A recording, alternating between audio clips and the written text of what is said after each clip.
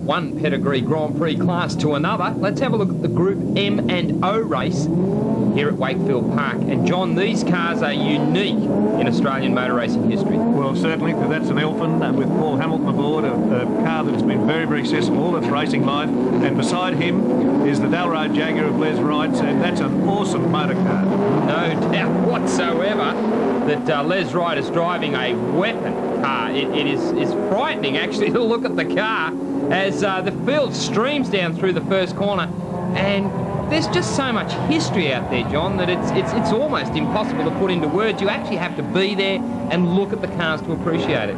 Well, that's what historic racing's all about, and it's all for fun, and that's why people, I think, enjoy doing it. It's amateur motor racing, and they're not getting any help from anybody except themselves. Well, Les Wright out in front, he's got some horsepower in this machine. It really is a Grand Prix racing car.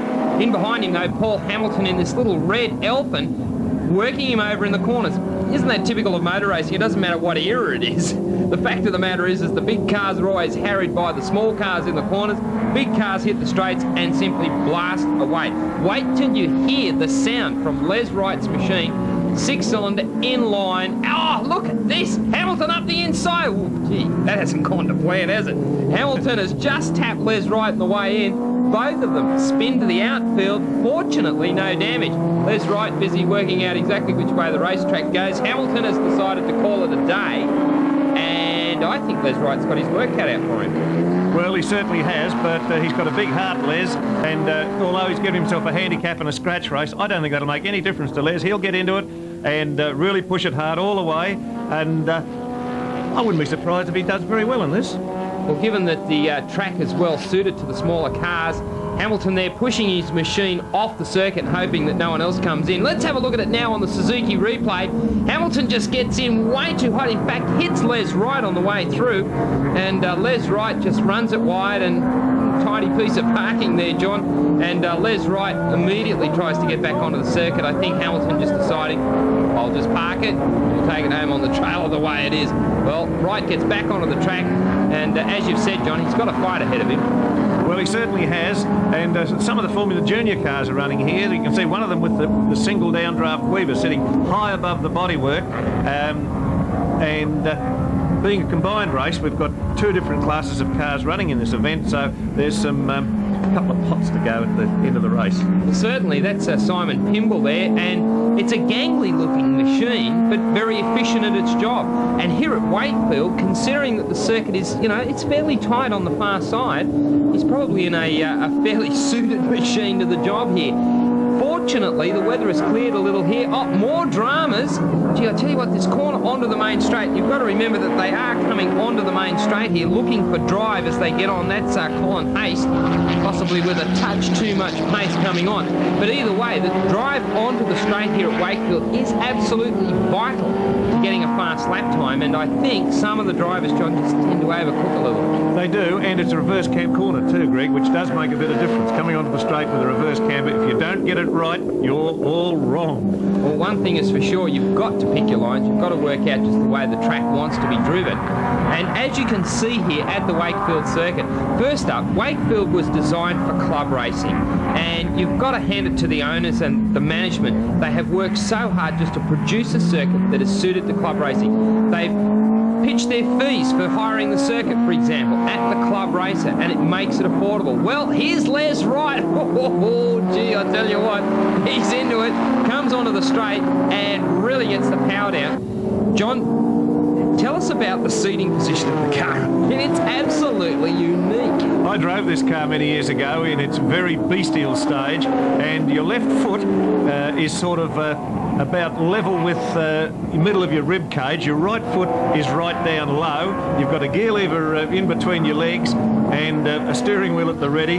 And I can even remember having boiling oil from the gearbox into your driving boot, which is a bit uncomfortable. Absolutely. You actually have to straddle the gearbox, and to be honest, I don't think you'd be too keen on a gearbox blow-up. Needless to say, they've sorted the car out. It's a weapon car. It sounds fantastic. And from my personal experience, if you want to interview the driver, don't lean on the exhaust pipes. They're pretty hot. Well, the action continues here at Wakefield.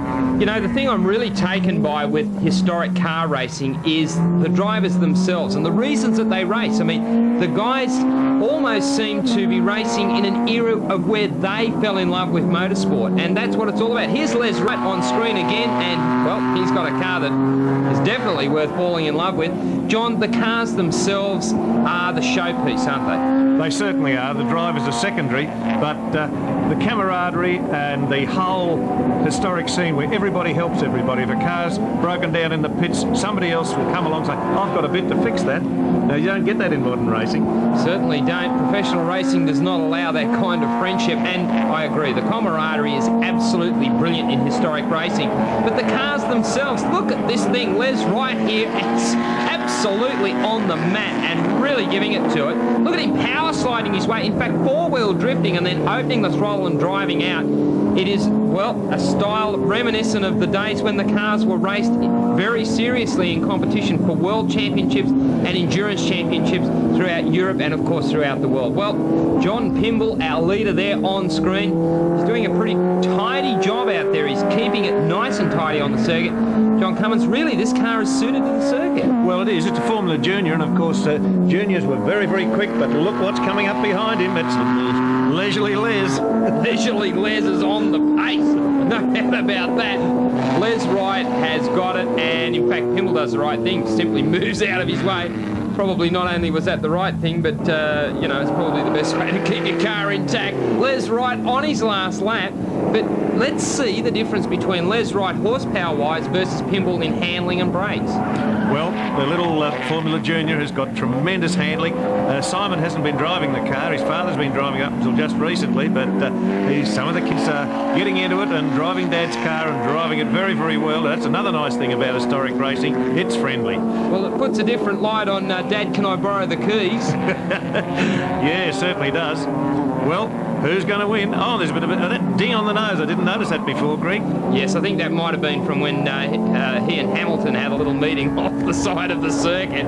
But Les Wright pedaled down, and isn't this thing awesome to watch? I mean, it's all car, and he's sitting virtually over the top of the rear axle, onto the straight for the final time. Big drive here from Les Wright. Hamilton's probably watching all this thinking, well, I knew I could have been up there doing all of this, but it is Les Wright who has come back from near disaster on the first or second lap of the race, takes the checker, and Pimble's in there for second place. A great run there. Here's our third place man, and you've got to hand it to all of them. Kevin Miller here doing a good job. I mean, just to present the cars and have them run is a big job, let alone race them like this.